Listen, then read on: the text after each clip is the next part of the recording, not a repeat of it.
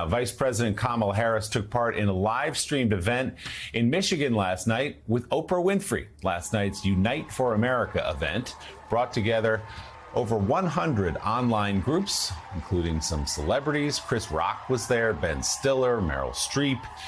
A few moments from that 90-minute forum here. We have so many entrepreneurs in our country who have great ideas, incredible work ethic, but not necessarily access to capital, because not everybody, like my opponent, was handed $400 million on a silver plate that he filed bankruptcy 6 times on. And so part of my plan is to give startup small businesses a $50,000 tax deduction to start up their small business. Right now, it's $5,000. Nobody can start a small business with $5,000. So that's part of my plan. That's a teeny tiny business. That's a business in teeny tiny business. It's a concept of a business, right? Yes. You know where I'm going. I think for far too long on the issue of gun violence, some people have been pushing a really false choice to suggest you're either in favor of the Second Amendment or you want to take everyone's guns away. I'm in favor of the Second Amendment, and I'm in favor of assault weapons bans, universal background checks, red flag laws. And these are just common sense. These are just common sense. I thought it was so powerful at the convention when you said you have guns. No, at the debate. I'm a gun owner. Tim Walz is a gun. I did not know that. If somebody breaks in my house, they're getting shot. Yes. I hear that. Probably should not have said that. But my staff will deal with that later. Yeah. Vice President Harris saying, somebody breaks into my house, they're getting shot. Talking about guns. But, Joe, the policies she laid out there have overwhelming support. You know what we say in the South, Willie? I'm sorry. You know what we say in the South when somebody says that? Yeah. So what's your point? I mean, of course, somebody break into the house. I think one of the reasons Oprah pointed that out is it went in line with, like, that's not something you're used to a Democrat saying. If you come in my house, I'm going to shoot you. That sounds hits a little bit differently. But those policies she was talking about, red flag laws, universal background checks, have overwhelming support. And just bigger picture, Joe, we talk about not grading Donald Trump on a curve. Watch those 90 minutes of Vice President Harris talking about policy. You don't have to agree with all of it or any of it if you don't want to. Right. And then just take what Donald Trump was doing at his anti-Semitism event, ironically called that as he was making anti-Semitic comments throughout, a rambling, self-indulgent, self-pitying speech. Just stop and watch those two events if you have the time, if you're still undecided, and think it through. I mean, it really is. It's not political. It's objective. I mean, you just get the transcripts for both of these people. One is talking policy, a nuanced approach on several issues. The other is rambling, incoherent.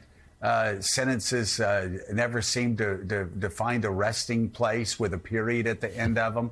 Thoughts are just again, jumbled. But you look, though, at some of the things she said. We talked about gun ownership, Reverend Al. She supports, I mean, her positions on gun ownership. I'm sure Republicans, the NRA, extremists will try to say she's extreme. What she talked about are 90% issues, 80% issues, even talking about the banning of military-style weapons. That's, most polls I've seen over the past decade show 2/3 of Americans support that. Maybe some will show it's around 50%. But none of those positions are radical.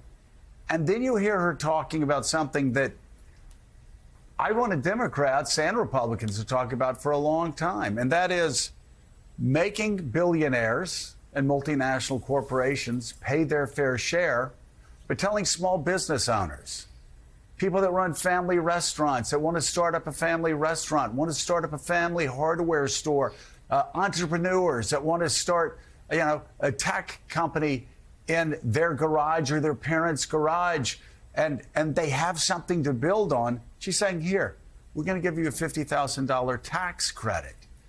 That not only helps small businesses that drive America's economy, that really should for a person of good faith, send a strong message that she is not a tax and spend left-winger, a tax and spend progressive. She understands the importance of small business. She understands the importance of giving people who want to help themselves a step forward into the business world. Absolutely. I think clearly when she did this 90-minute conversation with Town Hall with Oprah, you begin to see with those of us that have known Kamala Harris is that she's not a left-wing kind of radical. She is someone right in the center of where this country is. Whether we agree with her or not, those of us that may be to the left of her, that's who she is. And when she talks about investing, giving the $50,000 tax cut to small businesses, not only are they the ground of America's economy, they're the major employers in many of our communities. So people on the ground work in these kind of small businesses more than they do in big corporations. That's who she's speaking to. And to contrast her giving these policy statements and giving her how she relates to the average gun owner who also doesn't want to see assault weapons, and how she relates to people that need small businesses and lifts at the bottom, and contrast that to Donald Trump, who goes to the speech yesterday on "You owe me, Israel, and I did this for you, and y'all are so ungrateful, and I've been a victim all my life, even though I inherited hundreds of millions of dollars. I'm the victim, and nobody's giving me the credit for I want." The contrast in conversations and style should tell America who should bring us forward. And it says if he loses his election, he's going to blame it on the Jews. That's really an interesting thing to say at an anti-Semitic conference, anti-Semitic event. Alicia, you know what I thought was interesting about this Oprah event? First of all, it's online. And so it lives today, tomorrow, forever online throughout the rest of this campaign. Also, you know, you just look at that picture. It's interesting. There's such a contrast because here she's doing something that breaks through the noise, that breaks through from politics into pop culture. But while doing that, she doesn't do it to like get a wrestler rip his shirt off at her convention. She does it to talk about policy, to talk about whether it's gun ownership, whether it's the balancing of gun rights and gun safety, whether it's talking about helping small businesses and entrepreneurs with a $50,000 tax cut, whether it's talking about the importance of women's health care and keeping women safe. She puts out more policy and actually explains it than the man who has been calling her stupid for years, Donald Trump, who, again, just can't seem to piece together a sentence. Joe, I agree, and I would love to see Kamala Harris do more events like last night and to do them with local press and to just, flood the zone, so to speak, because the more that she's out there, I think it's better for her. And it's also the country deserves to know who she is and what she stands for. And to the Rev's point, it's a good strategy politically because the more she's out there, the less she can be branded as a crazy liberal. You look at how her performance in the debate and you think, I don't know. I mean, I'm being told by Trump's messaging that this is some radical crazy liberal. And then what you see is in contrast. And you also see that she's having fun and seems sane and normal. It just is a win-win for her.